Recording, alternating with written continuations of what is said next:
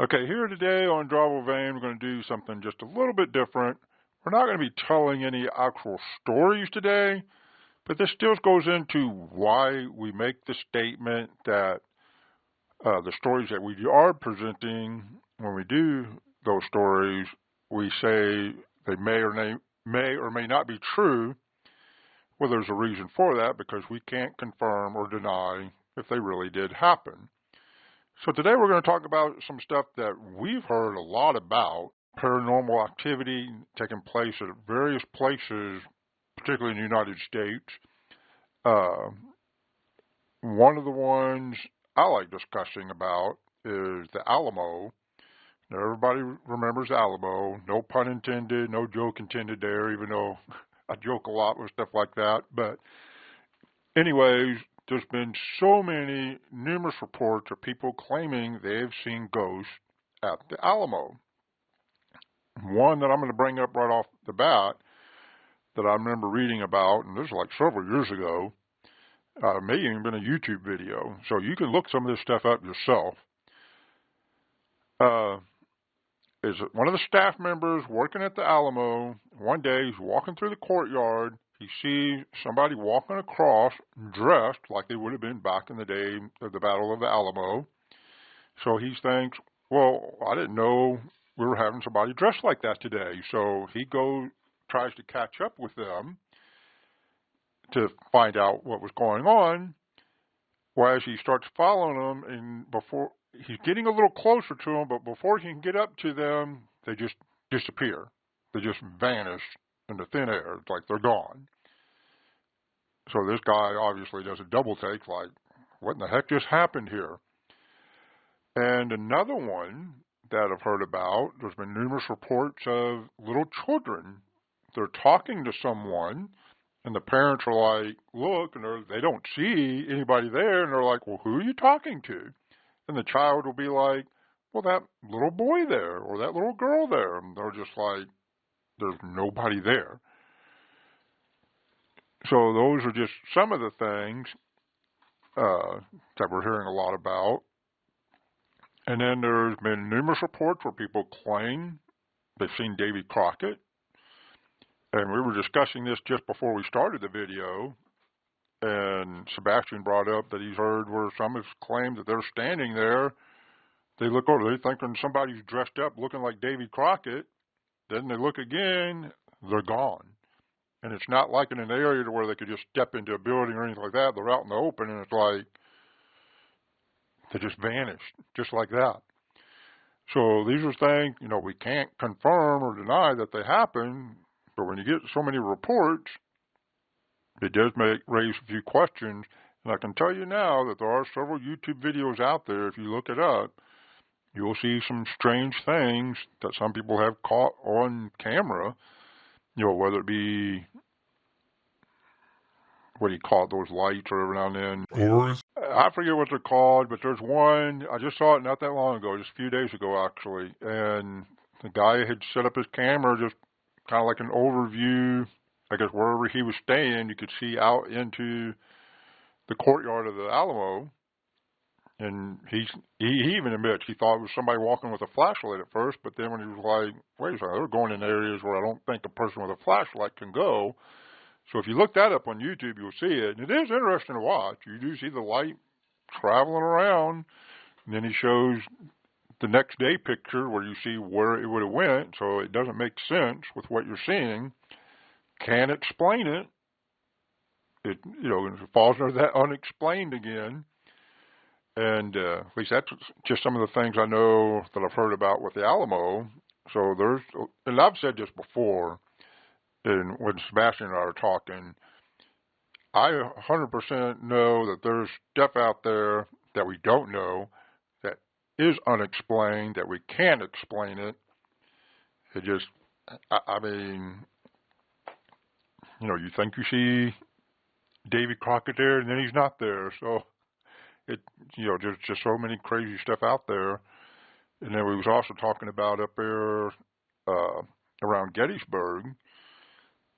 So many reports. There's some videos out there, and I'll tell you right now, there's some videos out there you can tell they added figures in there to make it look like a ghost-like figure.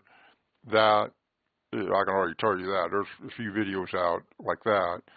But my favorite story that I heard several years ago was, now I don't know the details of what, but the guy was in the car with somebody else. It was like he was being given a tour of the area, and while they were showing him the area, they see what appears to be these Civil War soldiers, or, they're dressed up like the Civil War soldiers, going through their formation and, whatever, they did.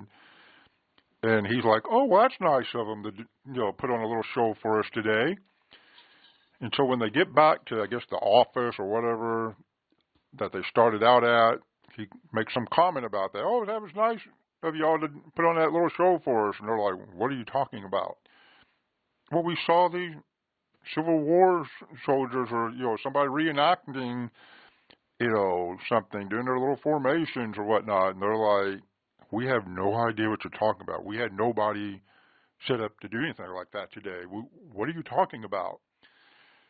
And then the guy's like, so y'all really didn't have anybody out there?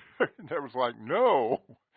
And so that's when he realizes, because he's heard the stories of many saying they've seen ghosts, so he was like, okay, we may have just seen ghosts then.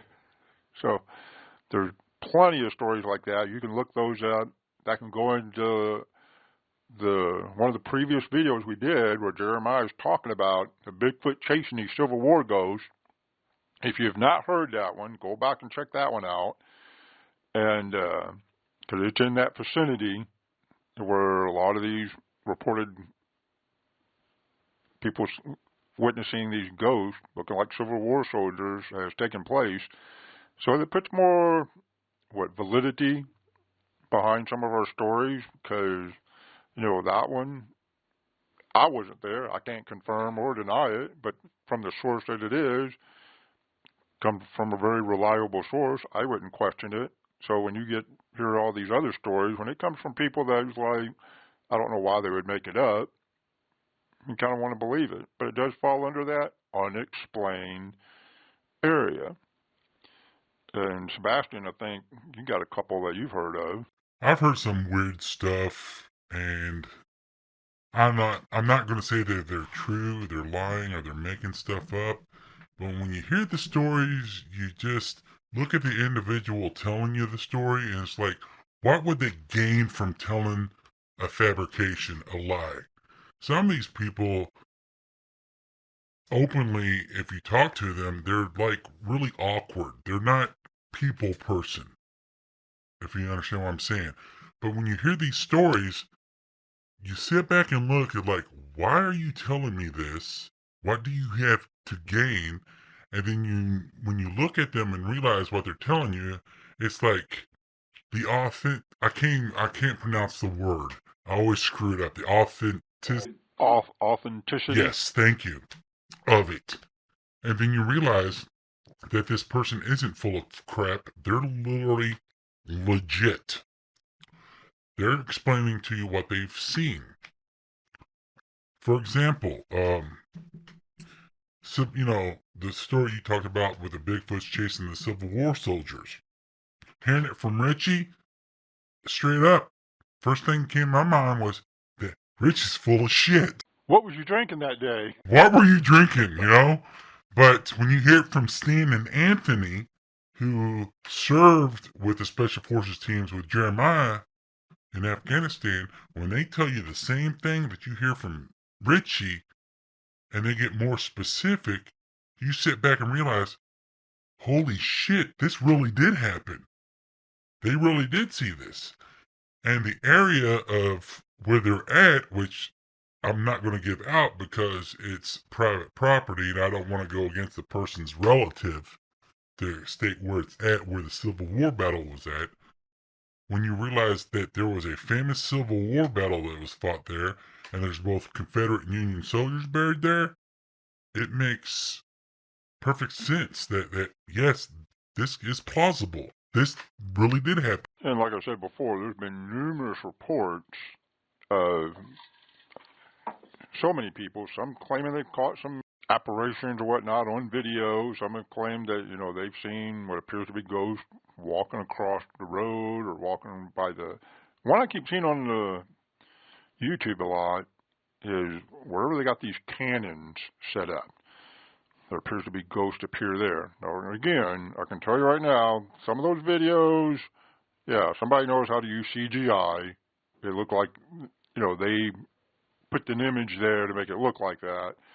But then there's some that I can't confirm if it's legit, but at least it looks more legit.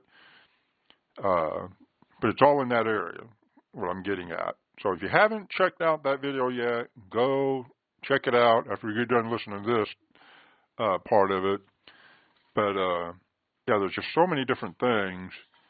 And again, it falls under the unexplained. I know people categorize it with paranormal, demons, or whatnot, but I like to just say it's unexplained. We have no explanation for it. And there's something to do with Area 51 and the Skinwalker Ranch. Is that it? So Jeremiah tells us this story. So he will not talk about it on camera, on YouTube, whatever you want to call this situation. He won't talk about it. Off camera, he won't shut up about it. You've been there on the conversations. So let's take Area 51 as an example. Area 51, everybody that knows about Area 51, supposedly aliens crashed there. It's a big testing site of alien technology. Area 51 is very secure. If you talk to Jeremiah, he knows a lot about Area 51 for a guy that says he knows nothing about Area 51. Have you ever noticed that? That does seem odd, yes. So think of it as a magician. Everything's an illusion. Everything's a sleight of hand.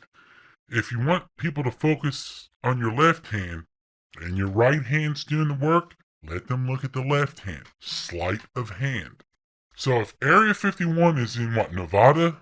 Am I right? Is it in Nevada? I think it is. I think so too. So Area 51 has all these people outside the perimeter watching these spaceships. These supposedly lights or alien technology. If you want people to stop looking at Area 51, you got to come up with a sleight of hand. What a magician. That's Skinwalker Ranch. That's in Utah. I'm not saying Skinwalker Ranch is full of shit, but if you're wanting people not focus on Area 51 and you're in the same region, you come up with Skinwalker Ranch, which is the sleight of hand.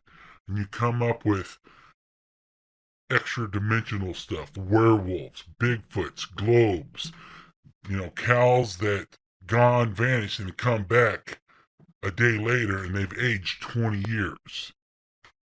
Skinwalker Ranch is the sleight of hand. I'm not saying Skinwalker Ranch is full of shit, but if you want people to focus off of Area 51, you present them with the Skinwalker Ranch.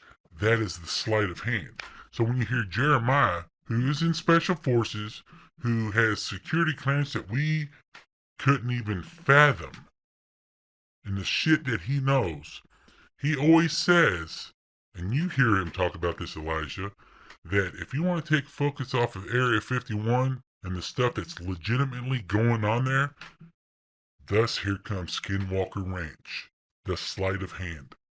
So now you hear all this weird stuff at or not Area 51, but Skinwalker Ranch that takes the heat off of Area 51. So everybody and all these stupid shows that are focusing on Skinwalker Ranch and these stories, you don't hear about Area 51. That's the sleight of hand. Now, if you look at Indian folklore, there is something up with Skinwalker Ranch. I'm not saying Skinwalker Ranch is full of shit. Skinwalker Ranch is legit to a point. But you have all these government agencies and these experiments and stuff going on here, and people are focusing on Skinwalker Ranch, and you're forgetting about Area 51.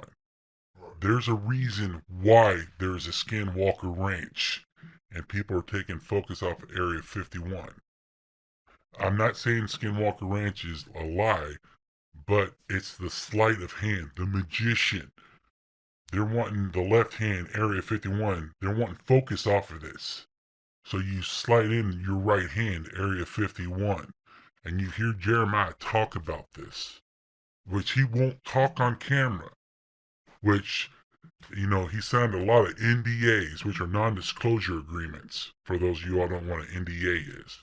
And people in special forces, they have to sign a lot of stuff they can't talk about. On camera, Jeremiah, our special forces buddy, will not talk about Skinwalker Ranch Area 51. Us being from Louisville, and you got Fort Knox down the road, it's hard to break into Fort Knox. It's even harder to break into Area 51. He tells us stories that if you get within a certain perimeter, they have been given permission and authority to shoot people in Area 51. It's more secure in Area 51 in a big, huge area in the desert of Nevada than it is breaking into the bullion place at Fort Knox, which is guarded by Fort Knox. So there's some legitimacy to Area 51.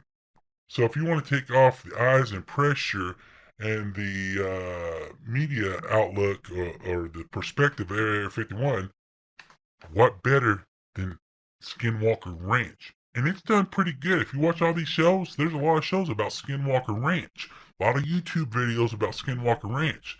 If you talk about Jeremiah, he says if you want to talk something that really blows your mind, it wouldn't be Skinwalker Ranch. It would be the Superstition Mountains of Arizona, which is legitimate stuff that is happening. And when you talk about Maddie's bodyguards, especially Chief and Yuji, who've been in Superstition Mountains, out of Area 51 and Skinwalker Ranch, the Superstition Mountains of Arizona scares the living shit out of me. More so than Area 51 and Skinwalker Ranch combined. Is that Witch Mountain? You know what? Come to think of it, thinking about the Disney movie Witch Mountain, I wonder if it is about Superstition Mountain. The stories that come out of there, the Indian folklore, the giants, gold miners going in, people not coming out, werewolves, all this and that. You look at the Apache and Navajo folklore of the Superstition Mountains, I had a chance to go there one time with Jeremiah. I refused to. Just because of what I've heard, no matter if it's BS or not, scared the living hell out of me. And I've had Bigfoot experiences, which I have yet to talk about on here. But no, I will never, ever, ever, ever, ever go to the Superstition Mountains. Sebastian there just raised an interesting topic, and I'm just going to say this. Any Native Americans out there listening to any of this, we actually have a great deal of respect for your beliefs, for your superstitions or the ghost stories, whatever you will. I'm calling ghost stories. I know y'all might call it something else, but we have a great deal of respect for what y'all believe. Go ahead. I'd say it's their spiritual afterlife, their medicine. I'm part Cherokee Indian. Actually, unlike Elizabeth Warren, I actually do have Cherokee Native American Indian in me. One of my great-grandmothers, and I don't know how many greats down the lineage, was a full-blooded Cherokee Indian. So on my mom's side, we're Cherokee Indians. And the folklore and their beliefs, depending which day you ask me, I either think they're full of shit or they're legit. But I will say this. If you look at exorcisms with the Catholic Church, they don't take other religions serious, but when they do exorcisms, they always take Native American Indian and their medicine men serious and legit. Anytime you do an exorcism or a blessing of an area, you will always see a Native American Indian with a Catholic priest. And why is that? Probably because they're legit. And this is going to be for a future story. It has to deal with Sebastian's Bigfoot encounter. But Sebastian actually was in another state, and an Indian actually approached him. I won't go into any details, that's for a future story, because he can go in detail later on that, not right now. But he knew he had a Bigfoot encounter, and he had never met Sebastian before. So, but that's for a future story. And also, you know, there's just so many stuff. The whole point of this video here today was we know of so many stuff out there that can't be explained, but we can't confirm it, we can't deny it. So that's what falls into our stories. But a lot of our stories we can confirm because they actually happened to Sebastian, to Jeremiah, to Levi, Richie, all these different ones. So some of these stories, we're going to tell you if it was, you know, happened to one of us. And we can tell you that Oswald did not kill Kennedy. That was the Oompa Loompa Hit Squad. Oh, was I supposed to say that? OLHS, Oompa Loompa Hit Squad. Was that too early for that? Was that? Yeah, the people won't get the inside joke on that. Okay, yeah, that's an inside joke, but y'all might find out later on. They will. Okay. That's about it for today. Went a little longer than expected, but that's okay because we hope we give you a little more insight as to what's going into these videos, these stories. We know you can't confirm or deny it. We can't confirm or deny it, except for the ones that actually happened to us. We touched on a few things here. My personal opinion, if you've listened to some of our other videos, you have heard me say this, Sebastian's Bigfoot encounter, which is still for a future story, because we're wanting more subscribers. We want to get more viewers before we do that one, because that's the story.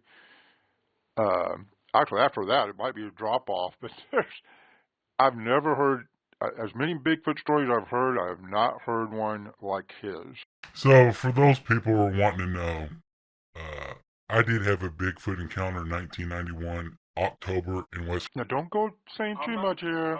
I'm not gonna say it, but I did pass a polygraph on this.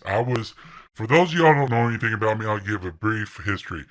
My Bigfoot encounter happened in 1991. I was playing college football at the time. I took a weekend off because we had open date. I went to West Virginia. And I had an event that changed my life for the better and for the worse. I lost a friend because of it. And with another friend, our bond became even closer. That story you hear is 100% legit and accurate. I passed the polygraph. I want to give a shout out to a certain YouTube group, The Bell Life. For those of y'all that made it this far, support and like and subscribe and share the Bell Life. Dum Dum and Trey and Puker, they're getting trounced right now by YouTube. They're wanting to cut some of their videos, and they're good people. We're from the same state in the Commonwealth of Kentucky, and I want to give a shout out to Trey, Dum Dum, Amy, and Puker of the Bell Life. They're good people, and I don't know why they're being censored. And I would also like to throw out to Houston Jones. Good guy, and he's being censored. So for those of you all made it this far, please watch, share, and subscribe to Bell Life Vlogs, and Houston Jones. Good people, good content, and I am not for censorship, both left or right. And here at Dravo Vane, fact or fiction, truth or lies, you decide. So please, like, share, subscribe. And as we already said, we're really wanting to get more subscribers and more viewers, because we want to tell you that story, Sebastian's story, his Bigfoot encounter, but we want more subscribers before we do it. So until next time, please continue to follow us.